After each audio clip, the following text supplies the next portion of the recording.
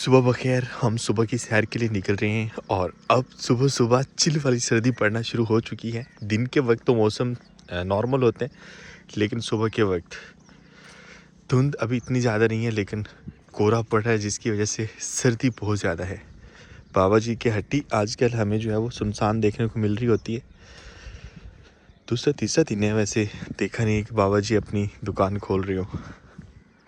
जब वो दुकान पे नहीं आते तो मैं बच्चों से पूछ रहा होता हूँ कि उनकी खैरियत मालूम करके आएँ कि उनकी तबीयत भी ठीक है या नहीं, क्योंकि वो बिल्कुल अकेले हैं और इसी शॉप से ही उनका गुजर बसर चल रहा होता है। आज हमारा वॉकिंग ट्रैक जो है वो हमारे घर से जो अपोजिट साइड है, अक्सर इस साइड पे मैं आता हूँ। इस साइड पे हम निकल रहे हैं क्योंकि दूसरी साइड पे घने दरख्त हैं और फसलें वगैरह, जिसकी वजह से सर्दी ज़्यादा लगती है। लेकिन सर्दी इस साइड पे भी काफ़ी ज़्यादा है और अब पहले वाली फसल की हार्वेस्टिंग हो चुकी है, नई फसल की काश्त हो चुकी है। देखते हैं यहाँ पर क्या उगाया गया है और हम अपनी वॉक भी मुकम्मल करके आते हैं। यहाँ से अगर हम टर्न लेते हैं और दूर से देखते हैं तो सड़क की साइडों पे हमें पानी सा नज़र आ रहा है घास के ऊपर। इसे हमारी ज़ुबान में कोहरा बोलते हैं और यही कोहरा जब इसके ऊपर हवा गुजर रही होती है ऐसे लग रहा होता है जैसे बर्फ़ के ऊपर से हवा गुजर रही हो। शबनम के कदरे दूर से नज़र आ रही हैं और आजकल यहाँ पर आलू की फसल काश्त की गई है। अब की बार गांव में काफ़ी ज़्यादा काश्त हुआ है। आलू निकला नहीं है, लेकिन थोड़े थोड़े पत्ते नज़र भी आ रही हैं। वैसे तो दिन गुजरते पता ही नहीं चलता। एक वक्त था जब यहाँ पर पानी ही पानी था, हम इस साइड पे आ भी नहीं सकते थे। और उसके बाद फिर धान के बाद अब आलू की काश्त हो चुकी है। सामने से सूरज निकल रहा है।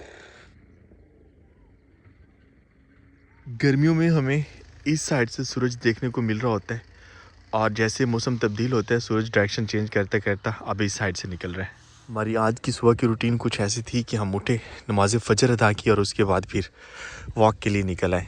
हाँ, नमाज फ़जर के फ़ौरन बाद हमने जॉनी और डेज़ी को खुराक दी है। पहले उनको पता नहीं चल रहा होता। जब मैं नमाज़ पढ़ रहा होता हूँ तो वो मेरे आस-पास जो है वो मंडला रहे होते हैं।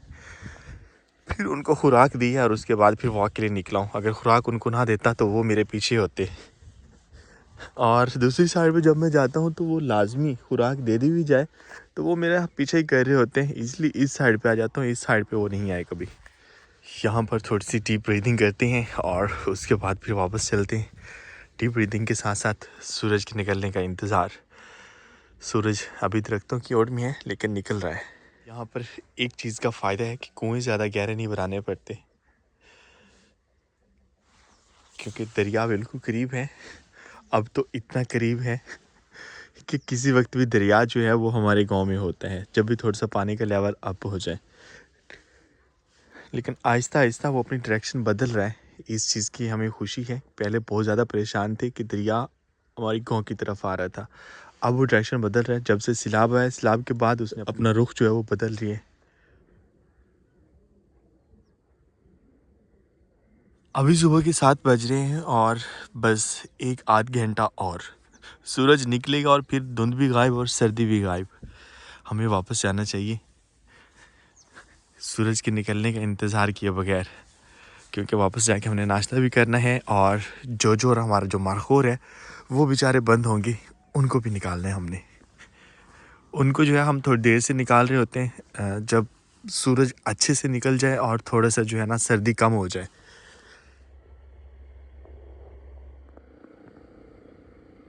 शर्माता हुआ सूरज अब मुकम्मल निकल चुका है और अब थोड़े थोड़े उसकी तपश महसूस भी होना शुरू हो चुकी है।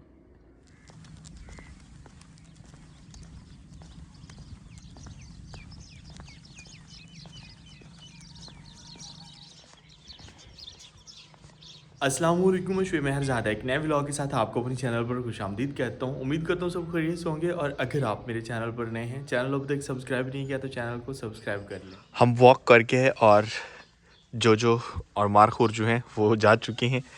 ये है कि जैसे ही थोड़ा सा जो है जिसे हम सरगी बोलते हैं या सोजला बोलते हैं, अंधेरा जो है जब ख़त्म होता है तो जोजो और मारखोर ज़्यादा बोल रहा होता है, वो बोलना शुरू कर देते हैं।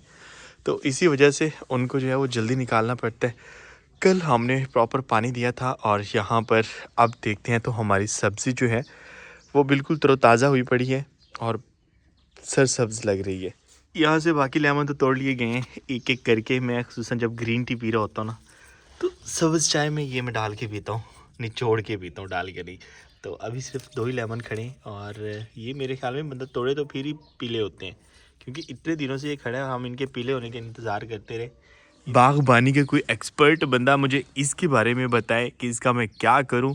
तकरीबन इसे 1 से 1.5 साल होने वाला है, बल्कि भी ज़्यादा वक्त हो गया इसे। अभी तक वैसे का वैसा ही है, हो नहीं रहा और इसे फिर बीमारी लग चुकी है। यहाँ पर हम देखते हैं तो सुंडी है,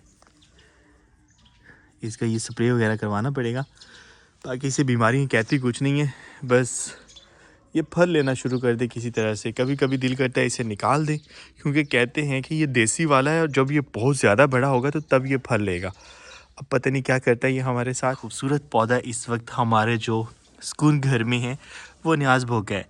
इसके जो है पत्ते तकरीबन सदाबहार सरसब्ज रहते हैं और उसके बाद ये वाले फूल इतने खूबसूरत लगते हैं और खुशबू की तो फिर क्या ही बात है।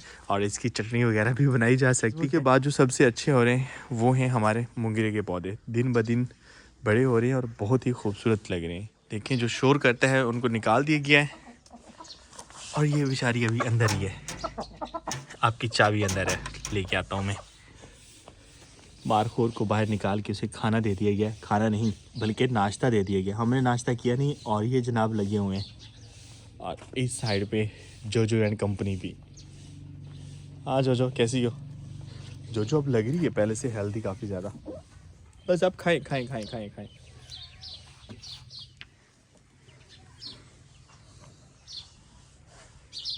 अभी तक हमारा चारा इस काबिल नहीं हुआ जो हमने उगाया था कि उसकी कटाई की जाए, तो इसलिए आजकल जो है हम गिफ्ट में चारा मांग रहे होते हैं और एडवांस में इसकी कटाई करके रख लेते हैं जहाँ से भी मिले। और फिर मारखोर एंड कंपनी जो है उनके लिए जो है हम एडवांस में चारा रख लेते हैं।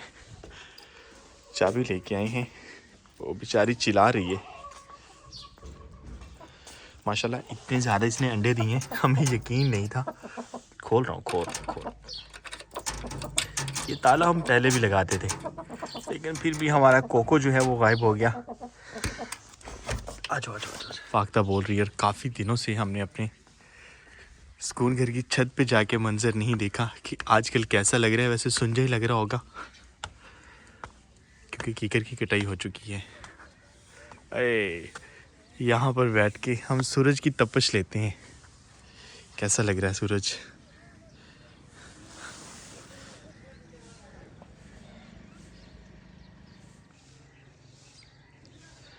कुछ ऐसा है हमारे सुकून घर का टॉप व्यू। अब हर तरफ से ग्रीनरी ही ग्रीनरी है जिस साइड पे भी हम देखते हैं। और हमारे सुकून घर की दीवारें जो हैं वो छलनी हो चुकी हैं। अब इनकी लिपाई बहुत ज़रूरी हो गई है।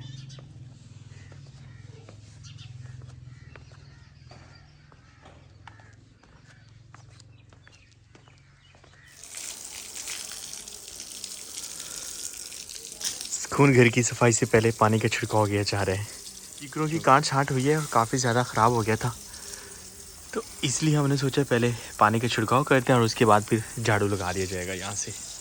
और वैसे भी हमारे पौधे जो हैं उनको काफ़ी ज़्यादा ज़रूरत थी पानी की। आज ये भी तरोताज़ा हो गए। आज आपको लग रहा होगा कि हमारे सुकून घर में दरख्त जैसे कम हो गए हों। दरख्त कम नहीं हुए, हमने इनकी काट छाँट करवाई है और कुछ दरख्तों की हमने पहले करवाई थी और कुछ दरख्त रह गए थे जिनके ऊपर परिंदों के घोंसले थे, उस वजह से हमने काट छाँट नहीं करवाई थी। और दूसरा हमें ख़तरा था कि अगर इन दरख्तों की काट छाँट होती है तो फिर हमारी सब्ज़ी भी ख़राब होगी और पौधे भी ख़राब होंगे। तो उन्होंने कहा कि हम जो है एहतियात से जैसी कटाई होगी वो शाख बाहर की तरफ खींच लिया करेंगे, लेकिन ऐसा मुमकिन नहीं हुआ। कुछ पौधे टूट गए हैं। ये वाला दरख्त अगर हम देखते हैं तो ये बिल्कुल ऊपर से हमने इसे यूँ कह सकते हैं कि गंजा कर दिया, मतलब कि बिल्कुल इसकी शाखें हमने ट्रिम कर दी हैं। अब ये है कि हमारा जो यहाँ पर अमरूद का पौधा है इसको सारा दिन सूरज की रोशनी मिलती रहती है और इसके ऊपर अब कोई साया वगैरह नहीं है। अब ये है कि शबनम जब पड़ती है या धुंध वगैरह पड़ती है तो वो इसके ऊपर नहीं गिरेगी, इसीलिए पहले जो है पिछली सर्दियों में भी इसके ऊपर गिरती रही है और इसकी जो नशोनुमा जिस लेवल की होनी थी वो नहीं हो पाई। हेलो डेज़ी, कैसी हो? डेज़ी की ब्यूटी जो है वो दिन ब दिन बढ़ती जा रही है। इधर ही रुको, इधर ही रुको, क्या हुआ है, कहाँ जा रही हो? और हमारे सुकून घर की ब्यूटी भी वैसे दरख्तों की काट छांट से ब्यूटी फ़िलहाल तो ये सुंजा लग रहा है, ब्यूटी नहीं बढ़ी, लेकिन इंशाल्लाह ये फिर से हो जाएंगी। और एक चीज़ हमने काफ़ी दिनों से इस पे फोकस नहीं किया, वो हैं हमारे सूरजमुखी के पौधे। देखते हैं तो इतने बड़े हो चुके हैं। ओए डेज़ी जॉनी की तरह अब ये भी कैमरे में आके लगती है।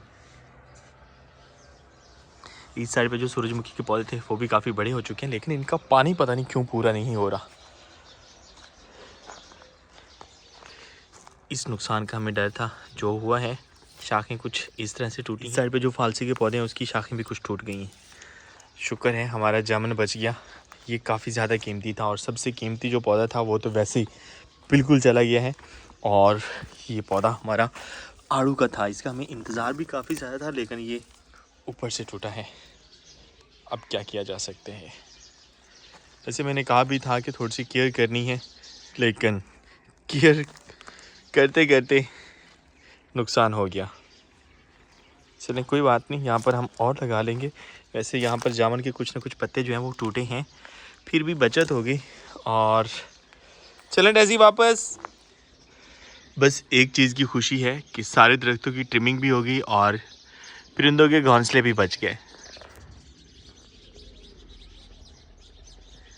ये वाली जो रो है इसको ज़्यादा धूप नहीं लगती, इसलिए इसको एक से दूसरे दिन पानी देना होता है, लेकिन इन पौधों को हमें डेली पानी देना पड़ रहा होता है क्योंकि सारा दिन ये सूरज की रोशनी में होती हैं। परिंदों के घोंसले बचाते बचाते रेवड़ वालों ने फिर भी एक घोंसला जो है वो तोड़ दिया, और अभी इसको मैं सोच रहा हूँ फिर कहीं लटकाया जाए, लेकिन ये शाख इतनी बारीक है कि जब ये खुश्क होगी तो ये टूट जाएगी।